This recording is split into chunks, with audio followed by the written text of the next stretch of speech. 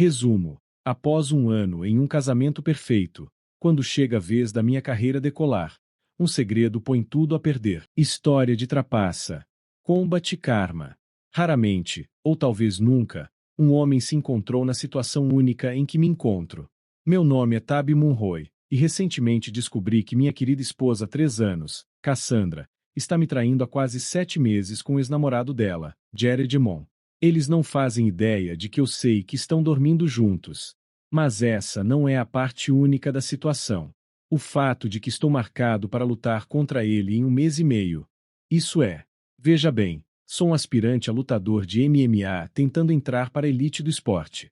Tenho 26 anos e um cartel de 14 vitórias, nenhuma derrota e um no contest. Esse no contest aconteceu quando eu acidentalmente atingi um adversário no olho depois que ele me deu 3 chutes na virilha durante a luta e o árbitro não marcou falta. Se quer saber minha opinião, essa luta foi manipulada. Mas enfim.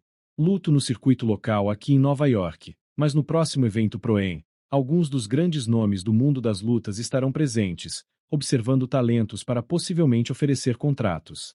Mas estou me adiantando. Vamos voltar ao começo. Conheci Cass 4 anos atrás, quando eu estava apenas começando no esporte, em uma convenção de atletismo no JAV. Para quem não é de Nova York, estou falando do Jacob Javits Center.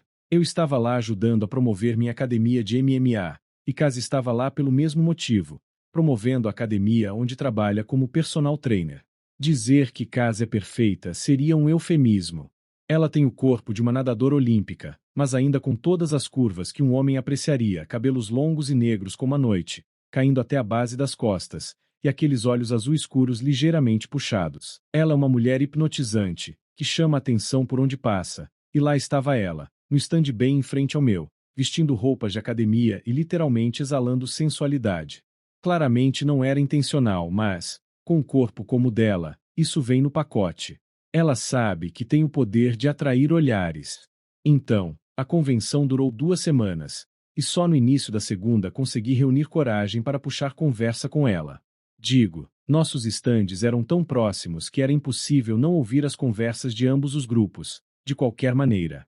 Assim, entre tentar convencer os passantes a se inscreverem, batíamos papo e descobrimos que tínhamos muito em comum.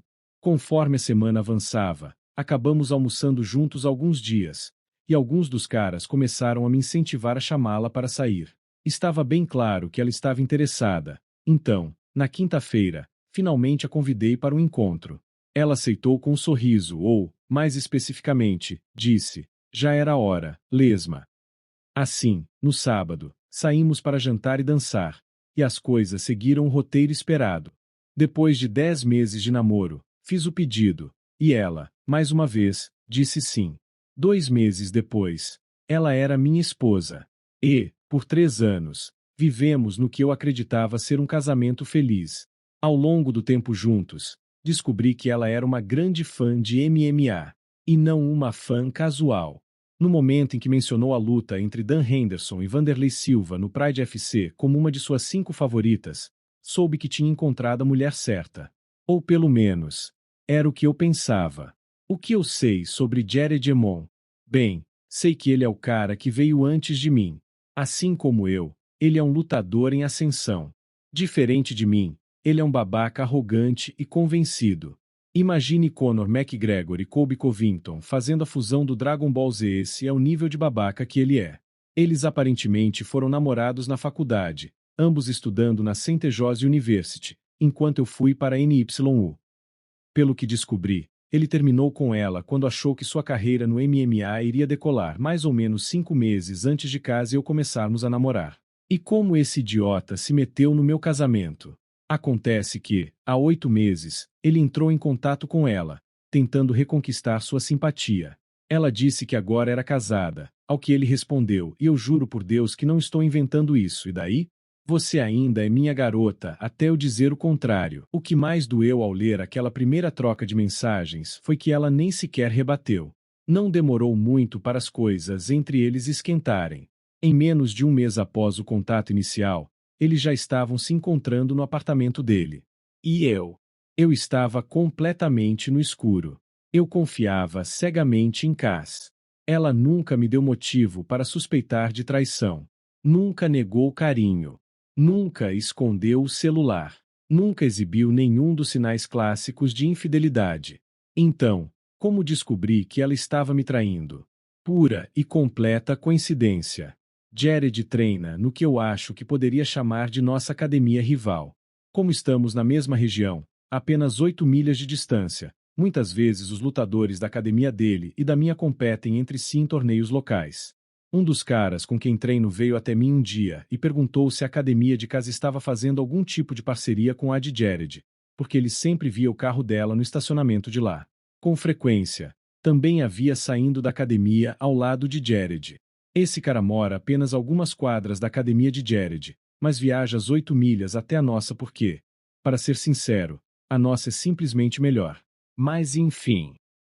Agradeci a ele e decidi fazer minha própria investigação no dia seguinte. Naquela manhã, antes de ela sair para o trabalho, perguntei se tinha algum plano para depois. Ela disse que só iria sair com algumas amigas, tomar uns drinks e talvez voltar para casa. Parecia simples o suficiente. Quando ela saiu, como eu estava de folga do meu trabalho naquele dia, resolvi segui-la para tirar qualquer dúvida da minha cabeça. Ela foi para a academia onde trabalha e atendeu cerca de 4 clientes. Quando chegou a hora de ela e os outros treinadores irem embora, notei que ela não saiu com eles. Não. Ela entrou no carro e dirigiu 5 milhas na direção oposta, até a academia de Jared. A essa altura, meu estômago já estava revirado. Mas ainda tentei me agarrar a alguma esperança. Talvez houvesse uma explicação lógica para ela estar lá. Bom, descobri a explicação 23 minutos depois, quando a vi saindo da academia lado a lado com Jared. Os dois entraram no carro dela e, assim que se acomodaram, começaram uma sessão intensa de beijo de língua antes de partirem. Eu estava em choque demais para tirar o celular e gravar ou tirar fotos do que estava vendo, mas consegui recuperar o foco a tempo de ligar o carro e segui-los até o próximo destino, que, para minha surpresa, era o prédio de apartamentos de Jared. Era um antigo brownstone. Estacionei a uma quadra de distância e assisti, de coração partido, enquanto minha amada esposa seguia Jared para dentro do prédio. Talvez seja o lutador em mim, mas naquele momento minha tristeza se transformou em completa indiferença. Não foi uma daquelas situações em que o cara se lamenta e se pergunta: o que eu fiz de errado? Eu sabia que não tinha feito nada de errado. Eu sabia que isso era tudo culpa dela. E eu sabia, naquele instante, que queria me vingar. Voltei para o nosso apartamento e comecei meu plano. Coletar provas suficientes para destruir Cass, me divorciar dela e deixá-la arrasada. Entra em cena meu tio Louie, SNYPD com 30 anos de serviço, agora trabalhando como investigador particular. O cara é um Columbo dos tempos modernos. Ele foi a primeira pessoa para quem liguei ao voltar para casa, e contei tudo.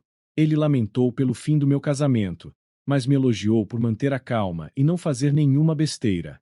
Eu nem precisei pedir, ele mesmo se ofereceu para passar no dia seguinte e me apresentar um plano de vigilância para reunir o máximo de provas possível. E, bom, ele conseguiu. Não faço ideia de que tipo de mágica meu tio Louie faz ou quais contatos ele tem para conseguir esse nível de acesso. Mas dentro de um mês do dia D, ele me entregou uma montanha de provas, incluindo as mensagens que mencionei antes. Eu já tinha tudo de que precisava para entrar com pedido de divórcio sob a alegação de adultério, o que desqualificaria Cass de qualquer pensão. Mas então surgiu uma outra oportunidade. O dono da minha academia nos reuniu para anunciar que o time havia sido inscrito em um grande evento Pro-Am, e precisava de 3 lutadores dispostos a enfrentar adversários da academia de Jared. Eu me ofereci na hora. E, naturalmente, quando ele mostrou a lista dos lutadores do outro time, escolhi Jared como meu adversário. É claro que tive que manter minhas razões em segredo, porque, se descobrissem, nunca me deixariam lutar contra ele. Mas essa chance se encaixava perfeitamente no meu plano. No dia seguinte, marquei uma reunião com um advogado de divórcio altamente recomendado pelo meu tio. Apresentei todas as provas necessárias, e meu advogado, Sr. Greenlee, disse: esse vai ser um caso rápido e direto. A única questão é onde e quando você quer que ela seja notificada. Dei a ele a data e o local. O dia do evento. No próprio local da luta. Daqui a 1 mês e meio. Ele me instruiu a, nesse período, Colocar tudo em ordem, separar as contas conjuntas e decidir quais bens compartilhados, se houvesse algum, eu gostaria de manter. Também me alertou para a possibilidade de Cass tentar contestar o divórcio. Eu apenas sorri e garanti a ele: ela não vai. Então chega a noite da luta. Eu passei as últimas 5 semanas treinando. Quando não estava treinando ou no meu trabalho diário, estava cuidando de tudo como o Sr. Greene instruiu. Naquela noite, eu sabia que Cass estaria presente. Ela sempre assistia às minhas lutas. O que eu não tinha contado a ela era quem seria meu adversário. E, pelos registros de mensagens e chamadas, eu também sabia que, embora Cass tivesse contado a Jared que era casada, nunca mencionou com quem. Ou seja, ele não fazia ideia de que estava prestes a entrar no ringue com o futuro ex-marido da namorada. Você pensaria que, na hora que antecedia a luta, eu estaria um poço de nervosismo. Mas, na verdade, foi o mais calmo que já estive antes de um combate.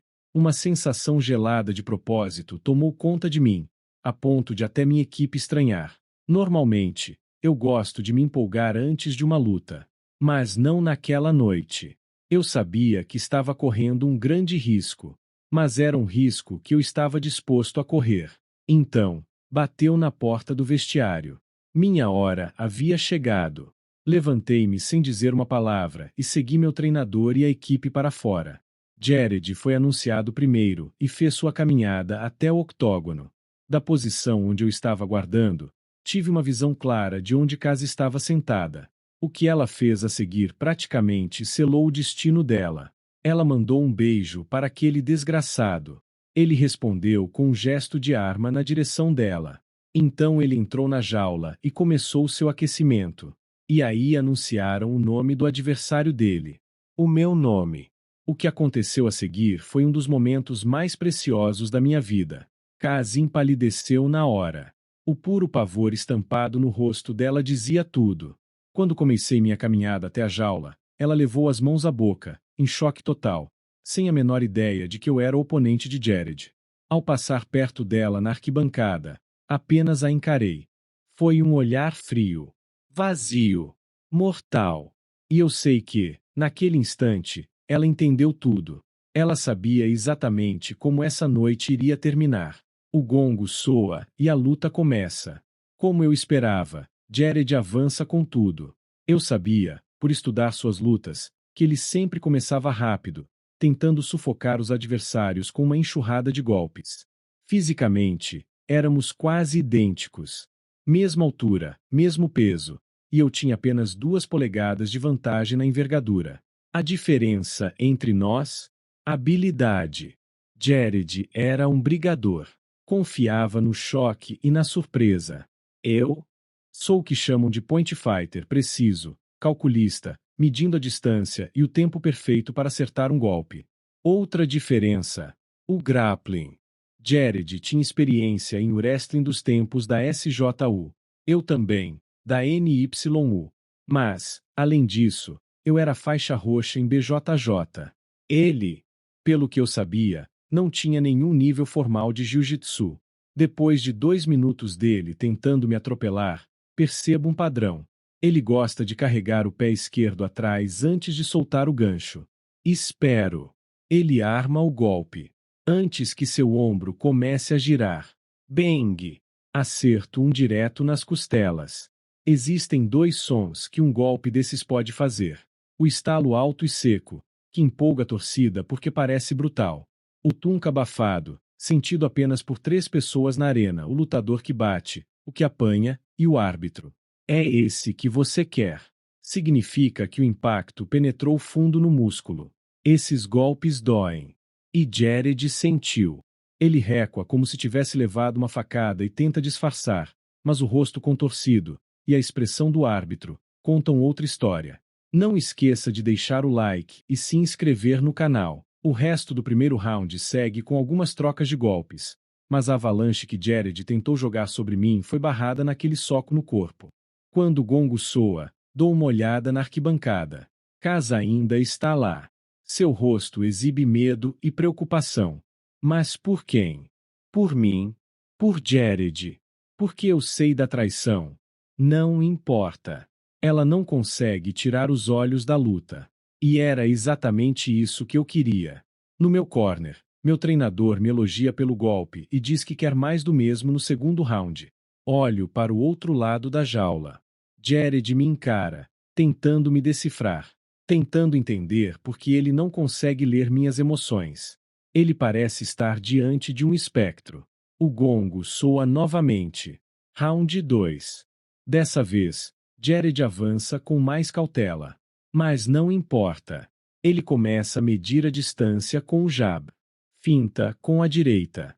E, então, carrega de novo o pé esquerdo para soltar o gancho. Ele não aprendeu a lição. Leia o movimento, recua exatamente no tempo certo e seu soco corta o ar. Antes que ele consiga se reposicionar, avanço com o pé direito, giro o quadril esquerdo e cravo um chute nas mesmas costelas que atingi no primeiro round. Dessa vez, o impacto ressoa pela arena. O público solta um sonoro uuuh. Jared fica na ponta dos pés, como se sua alma tivesse tentado escapar do corpo. Ele recua. Normalmente, eu aproveitaria esse momento para finalizar. Mas não hoje. Hoje, eu quero saborear isso. Foi depois desse golpe que Jared percebeu que essa não era uma luta comum. Eu vi a confusão em seus olhos, como se pensasse: quem diabos é esse cara? Permaneço na minha base, sem pressa, e lanço um breve olhar na direção de Cass. Nossos olhos se encontram. E eu vejo medo. Medo de verdade. Jared percebe o olhar dela e, por um instante, acompanha seu olhar na minha direção. Acho que foi nesse momento que caiu a ficha. Ele percebeu quem eu era. E, pior, percebeu com quem estava trancado dentro daquela jaula por mais 2 rounds. Seu comportamento muda na hora. No primeiro round, ele veio com tudo, buscando nocaute. Agora, ele percebeu que era a gazela. E eu, o tigre, brincando com a presa. Jared avança, tentando 1-2-2-1. Mas eu leio seu movimento, escapo do terceiro golpe e bang. Um gancho de direita. Ele cambaleia. A única coisa que o mantém de pé é a grade. Até o árbitro percebe que eu não estou ali para vencer. Estou ali para dar um exemplo. E, mais uma vez, não avanço. Apenas espero. O árbitro dá um tempo para Jared se recompor e me repreende, mandando manter a ação. Faço um aceno curto, levanto a guarda e aguardo o comando para reengajar. Assim que o árbitro autoriza, Jared avança de novo. Talvez movido pelo orgulho.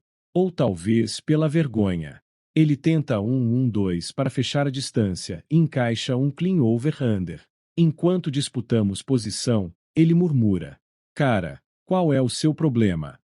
Não respondo. Só pivoto, quebro o clean e encaixo um body lock. Ajusto o quadril. E boom! Suplex. Se meu antigo técnico de wrestling estivesse ali, teria um orgasmo. Tudo que vejo são cotovelos e pés girando sobre minha cabeça antes de Jared despencar no chão com um baque seco. Felizmente para ele, o gongo soa e o segundo round chega ao fim. Ele se arrasta até o corner. Sussurra algo para os treinadores com uma expressão de puro pavor. No meu corner, meu treinador está furioso, berrando na minha cara. Da próxima vez que ele fraquejar, finaliza essa porra de luta. O que diabos você tá fazendo, Tab? Eu olho nos olhos dele. E digo, sem alterar a voz: aquele desgraçado tá transando com a minha mulher. O ambiente no ginásio já estava pesado. Mas ali ficou fúnebre. Meu treinador dá um passo para trás. Ah, merda! Tá falando sério? Não respondo. Apenas encaro Jared do outro lado da jaula. Rosto frio. Sem emoção. Dessa vez, nem olho para Cass. A mensagem vai ser entregue agora. O sino do terceiro round toca, e nós dois tomamos o centro do octógono. Bruce Lee é amplamente considerado padrinho do MMA, devido ao fato de que o estilo que ele pioneiramente criou, o Jeet Kune Do, o caminho do punho que intercepta, usa os mesmos princípios do MMA. Pegue o que funciona para você, descarte o que não funciona e faça algo único para você. O nome vem do fato de usar o ataque como defesa. Quando um soco é lançado em sua direção, o instinto diz para você defender, para bloquear. No Jeet Kune Do, você é treinado para fazer o oposto. Você literalmente vence o soco, no soco, com um soco, ou um chute, ou uma agressão ao olho, ou qualquer coisa que vá parar o oponente. Se fosse uma briga de rua, eu poderia ser criativo. Mas era uma luta autorizada, então eu tinha que manter as regras. Jared começou tentando desferir um chute baixo, mas eu defendi e retribuí com um chute meu, mirando na perna de onde ele havia preparado o ataque, acertando o interior da perna dele, bem no tendão. Esses chutes doem pra caralho. Ele imediatamente deu um passo para trás e trocou a posição das pernas para proteger a perna machucada. Ele tentou avançar com uma combinação de jab strike, mas eu parei o jab como se fosse uma folha caindo de uma árvore. Então encontrei o soco esquerdo dele com meu cotovelo direito. É uma forma não convencional de bloquear um soco, aperfeiçoada no sistema penitenciário dos Estados Unidos em um estilo de luta chamado 52 blocks. Ele pode quebrar a mão de quem tenta dar o soco. Jared soltou um grito audível quando seus nós dos dedos bateram no ponto do meu cotovelo direito. Há um momento na luta em que você percebe que a vontade do seu oponente desapareceu. Ele concede emocionalmente a derrota antes da derrota física acontecer. Depois dessa defesa, foi isso que vi nos olhos de Jared. Era a hora de acabar com nossa dança. Jared preparou o chute alto com a perna esquerda, tentando acertar um golpe forte, claramente percebendo que estava perdendo pontos e que eu superava em habilidade. Eu me abaixei para evitar o chute, mudando para a perna esquerda ao me levantar. Eu transferi esse movimento para os quadris e girei para trás com um gancho de direita perfeitamente executado, acertando o estômago dele com um baque. Eu senti o impacto reverberando nos meus antebraços, de tão forte que foi. Jared desabou como um biscoito velho, caindo de joelho enquanto recuava para a grade. Eu já havia recebido um aviso do árbitro sobre não continuar o ataque. Então, dessa vez, enquanto Jared tentava recuperar o fôlego, eu ataquei com um teco de corpo inteiro, prendendo na grade. Pegando novamente um bom controle sobre o corpo dele, pressionando os cotovelos dele contra as costelas, eu levantei de seus joelhos, com toda a força que eu tinha, o ergui do chão e o joguei contra o chão com uma queda. Não demorou muito, e eu movi para a posição lateral e apliquei um estrangulamento de arce. O estrangulamento de arce é uma das finalizações mais brutais do esporte. É chamado de estrangulamento de sangue, pois age cortando o fluxo sanguíneo para o cérebro. Se mantido por muito tempo, pode matar o homem. E também é a minha finalização favorita. Em 5 segundos, Jared estava apagado, e o árbitro correu para me pedir para liberar a finalização. Eu precisei de toda a força de vontade e minha alma para não tirar a vida desse homem, mas eu tinha feito o que planejei. Recuperei minha masculinidade fazendo um exemplo desse idiota arrogante. Enquanto o anunciador do ringue me declarava o vencedor e o árbitro levantava minha mão, minha equipe entrou no cage e comemorou. Mas eu não estava em um clima de comemoração. Kaz já tinha chegado ao cage. Sob circunstâncias normais, ela estaria toda sobre mim, me cobrindo de beijos. Mas desta vez, ela entrou com uma expressão sombria, tímida e insegura. Ela primeiro olhou para Jared enquanto os paramédicos atendiam ele, depois olhou para mim com a expressão mais triste que eu já vi em um ser humano. Parecia que ela ia se aproximar de mim, mas antes que ela pudesse chegar perto, eu sinalizei para alguém entrar no cage. O bom e velho tio Louie. Na mão dele, havia uma pasta Manila. Ele se posicionou entre Kaz e eu, olhou ela diretamente nos olhos e disse, com uma voz clara e firme: Cassandra Munroe, você está sendo notificada com esta petição de divórcio por motivo de adultério. Ele entregou a pasta para minha agora tonita futura ex-esposa, tirou seu celular para tirar uma foto que marcava que ela havia sido notificada, virou-se para mim e disse: Boa luta, garoto. Me liga quando chegar em casa. Com isso, ele saiu do cage. Cass ficou parada, atonita, olhando para a pasta em suas mãos, depois olhou de volta para mim. Parecia que ela queria dizer algo, mas seu lábio inferior estava tremendo e ela não conseguia falar nada. Eu nem me dei ao trabalho de olhar o que aconteceu depois. Simplesmente passei por ela e saí do cage. Minha equipe me seguiu pouco depois. Como eu disse, raramente um homem tem a oportunidade de colocar as mãos legalmente no homem com quem sua esposa está traindo ele. Era uma chance que eu não podia resistir. O que me surpreendeu, porém, foi o quanto eu era um lutador melhor do que ele. Mas eu ainda fiquei com a sensação persistente de por que Kaz escolheu destruir o futuro que tínhamos por causa desse cara. Mal sabia eu que naquela noite, a luta estava longe de terminar. Parte 2. De volta ao vestiário, eu tive que contar a verdade para minha equipe sobre o que havia acontecido. Durante tantos meses, mantive em segredo os motivos para aceitar lutar contra aquele idiota, e quando finalmente revelei, a reação foi mista. Meus parceiros de treino e o Kutman estavam todos eufóricos, mas meus treinadores, eles não ficaram nada felizes. Especialmente meu treinador principal, e dono da academia onde treino, Gegard. Ele me deu uma bronca sobre o que isso poderia potencialmente fazer para a academia, caso isso viesse à tona. Como isso era basicamente uma agressão e bateria sancionada, e se o conselho atlético da cidade soubesse, ele poderia perder sua licença por me permitir lutar contra aquele cara, e eu poderia acabar na cadeia. Honestamente, eu não havia pensado tão à frente. Depois de quase uma hora de insistência, consegui convencê-lo de que eu cuidaria disso e que não teria repercussões para a academia. Ele, relutantemente, me disse ok, mas fez questão de que eu não aceitasse outra luta até que toda a tempestade do meu divórcio fosse resolvida. Isso foi um golpe, pois, como esperado, muitos dos olheiros na plateia estavam impressionados com minha performance, e eu soube, poucos dias depois, por meio de Ansar, irmão do Gegard, que gerencia as finanças da academia, que eu tinha 4 ofertas de contrato na mesa, 2 delas das grandes empresas da indústria de MMA. Ele fez a devida diligência para informar que eu estava passando por questões pessoais, mas conversaríamos com eles assim que as coisas se resolvessem.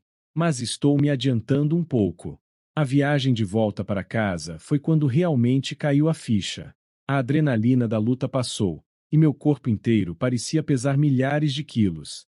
O medo crescente do que seria o próximo capítulo da minha vida me agarrou pela garganta. Eu tive que parar no acostamento, em um lugar escuro o suficiente para que ninguém me visse, e desabafar. E eu fiz isso. Todo o ódio acumulado dos últimos meses. Tudo o que eu não consegui descarregar na cabeça de Jared ou Kaz. Eu gritei. Eu xinguei. Eu chorei. Acho que foi uma verdadeira crise emocional. Eu não saberia dizer, porque nunca tinha tido uma antes. Mas tudo se encaixou. A realidade era que meu casamento havia acabado. A Kaz, que significou tanto para mim, que foi minha motivação e impulso para me tornar um homem melhor e um lutador melhor, me traiu da pior maneira que uma mulher pode trair um homem. Lembro do que o tio Louie disse antes de sair da jaula, e eu precisava ouvir uma voz reconfortante, então liguei para ele. Ele atendeu no primeiro toque e imediatamente perguntou: Onde você está, Tab? Tá tudo bem? Passei no seu prédio 1 hora atrás e você não estava lá. Liguei para o Gegard e ele disse que você saiu do centro de eventos sozinho. Eu nem percebi que já tinham se passado 3 horas desde que saí. Eu o tranquilizei dizendo que estava bem. Tinha parado em uma rua lateral, a 3 milhas do meu apartamento, lamentando a destruição do meu casamento. O tio Louie me deu conselhos sábios, como só ele poderia, e me alertou que, quando passou por lá, viu o carro de Kaz na vaga dela, o que significava que ela estava em casa. Agradeci a ele por toda a ajuda e palavras de sabedoria, e disse que mandaria uma mensagem quando chegasse em casa. Com efeito, quando estacionei na minha vaga, o carro de Kaz estava estacionado na dela. Será que ela veio direto para casa depois da luta? Será que passou um tempo com Jared antes de fazer isso? Esses são apenas alguns dos pensamentos fervendo na minha cabeça enquanto me dirigia para o apartamento. Quando cheguei na porta, pude ouvir 2 vozes do outro lado, ambas femininas. Uma era inconfundivelmente Kaz, e a outra eu só poderia supor que era sua melhor amiga e colega de trabalho, Josefina. Josi, para abreviar. Uma parte de mim queria virar e ir embora, mas essa parte perdeu tão feio quanto Jared perdeu mais cedo. Este era o meu apartamento. Era meu desde antes de Kaz e eu começarmos a namorar. Se alguém tinha que sair, era ela. As vozes do outro lado da porta se silenciaram quando minhas chaves tilintaram ao abrir a porta. Quando entrei, um arrepio percorreu minha espinha ao ver Kaz e Josi sentadas no sofá. Kaz nem conseguiu me olhar nos olhos, mas Josi olhou. Em uma voz que quase soava como um sussurro, Josi falou, quebrando o silêncio. Tab, por favor. Kaz errou. Ela sabe que errou. Não tem desculpa para isso, mas, divórcio. Tão de repente. Sem nem dar a chance dela se explicar. Eu interrompi a tentativa dela de fazer mais perguntas com uma das minhas, uma que desmoronou qualquer defesa que ela pudesse ter tido. Você sabia? Ela gaguejou na resposta, dizendo usando uma frase que meu querido avô costumava dizer quando eu fingia ignorância com essa resposta, eu retruquei de forma firme. Se você consegue dizer você pode ouvir. Você sabia? Os soluços leves de Cass ficaram mais altos quando eu levantei a voz, o que basicamente me deu a resposta. Cass e Josie eram amigas muito antes de eu aparecer na história. Provavelmente desde a época em que Cass estava namorando Jared. Então, claro, ela seria cúmplice da infidelidade de Cass. Eu lancei um olhar fulminante para Josie, e não muito depois, ela também não conseguiu me encarar. Não sei, acho que ela percebeu as coisas saindo do controle dela, porque foi Cass quem falou em seguida. Tab, por favor. Eu cometi um erro horrível. Deixei minhas emoções me dominarem, e velhos sentimentos por Jared que eu nunca tratei desde como nós terminamos, voltaram quando ele me procurou e eu a interrompi imediatamente dizendo: um erro? Um erro é pegar uma caneca de café pelo lado, em vez da alça, quando ela está cheia de líquido quente. Um erro é ir ao mercado comprar comida, chegar no caixa e perceber que esqueceu a carteira em casa. Quer saber o que não é um erro? Ir por trás das costas do seu marido e foder seu ex-namorado, que, se eu me lembro bem, terminou com você quando achava que ia fazer sucesso, por 8 malditos meses. No final da minha fala, ela não só percebeu a gravidade da situação, mas também o quanto eu sabia. Se ela tinha a intenção de tentar a desculpa de aconteceu só uma vez, isso foi derrubado mais rápido do que Jared. Desta vez, seus soluços eram inconsoláveis, aquele tipo de choro feio que você faz quando a sua destruição iminente já está confirmada. Josie tentou intervir dizendo: Tab, você sabe que ela te ama e só você. Por favor, você pode superar isso. Só dá uma chance a ela. Ela vai consertar isso. Nós vamos consertar isso. Eu sei que foi errado, mas ela é como uma irmã para mim, e eu sei o que Jared fez com ela de primeira mão. Ela precisava tirar ele de dentro dela. Cass acrescentou: Você nunca deveria saber. Eu nunca quis te machucar. Eu só queria dar ao Jared um gostinho do que ele largou, e então te exibir na frente dele para fazer ele se arrepender de ter partido meu coração. Eu a interrompi novamente. E daí? Você ainda é minha garota até eu dizer o contrário. O olhar de quem foi pego de surpresa nos olhos dela revelou o quanto ela tinha se afundado na própria mentira. Eu continuei. Então, você teve um caso de 8 meses com o cara que quebrou seu coração e te largou porque achou que ia para pastos mais verdes, mentindo para mim no processo, tudo por uma necessidade doentia de vingança? Querida, você precisa de ajuda psicológica. Nenhuma pessoa com a cabeça no lugar faz isso, a menos que esteja completamente fora de si. Eu pensei que te conhecia, Cass. Claramente, estava completamente errado. Tão errado quanto você está achando que existe alguma maneira de a gente superar isso ou que eu vou te perdoar. Nesse ponto, as duas estavam com lágrimas nos olhos. Se o plano delas fosse me convencer a desacelerar ou cancelar o divórcio, ele falhou completamente. Baby, por favor, eu não quero divórcio. Eu te amo. Por favor, não faça isso. Não acabe com o que a gente tem por causa da minha estupidez. Eu vou fazer terapia. Vou deletar minhas redes sociais. Vou te dar acesso a tudo. Vou usar uma daquelas tornozeleiras de GPS que os presos usam para você sempre saber onde eu estou. Por favor, baby, não me jogue fora. Cass estava de joelhos agora, implorando por perdão. Há algumas horas, essa cena teria me partido. Mas a indiferença foi tudo que senti por ela. Dizem que o verdadeiro oposto do amor é a indiferença, e todo o amor que eu tinha por ela desapareceu. Eu respondi: Cassandra, você jogou tudo fora no momento em que se deixou seduzir pela atenção de outro homem, e pior, daquele homem. Você teve um caso de 8 meses com ele por causa da sua própria vaidade e necessidade doentia de validação e vingança. Não temos mais nada a dizer sem advogados presentes. Então, levante-se, vá para o meu quarto, faça as malas com o que precisar e vá embora. Essas palavras fizeram Josi saltar da cadeira e gritar: Você não pode simplesmente expulsá-la. Ela também vive aqui. Eu olhei para ela e retorqui: Este apartamento está no meu nome. Ele é meu desde antes de eu conhecer sua amiga traidora. E ela não é mais bem-vinda aqui. Então, ela pode sair sozinha ou eu posso chamar a polícia de Nova York. Normalmente, esse tipo de tática acaba desastrosamente para os homens. Mas este é literalmente o meu apartamento. O nome de Kaz nem está no contrato. Eu a convenci de que não era necessário, já que, quando o contrato acabasse, estaríamos em processo de mudança para um lugar maior, já que estávamos pensando em formar uma família. Obviamente, as coisas mudaram. Soluçando, Kaz e Josi se levantaram e foram em direção ao meu quarto. Eu a segui logo depois e fiquei na porta enquanto as duas colocavam as malas de Kaz com que conseguiam carregar, o que não era nem perto do suficiente. Eu diria que quase 70% do nosso espaço compartilhado no armário e nas gavetas era de coisas da Kaz. Ela claramente precisaria de várias viagens para pegar todas as suas coisas. Quando vi que estavam quase terminando a tarefa, voltei para a cozinha, peguei uma garrafa de água e me sentei na ilha. Ainda chorando e fungando, observei enquanto elas arrastavam 3 grandes malas em direção à porta. Quando Kaz passou por mim, em uma voz tímida e fraca, murmurou as palavras: Sinto muito, Tab. Eu vou te compensar.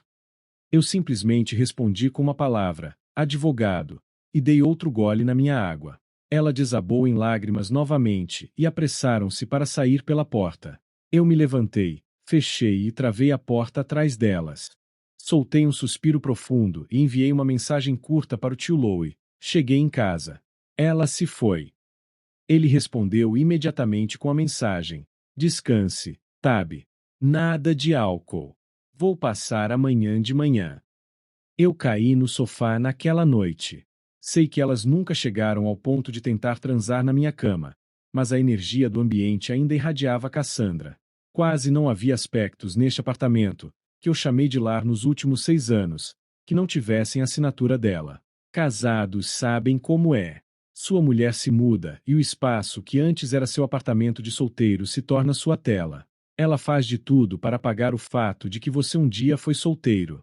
E nós, homens, deixamos acontecer.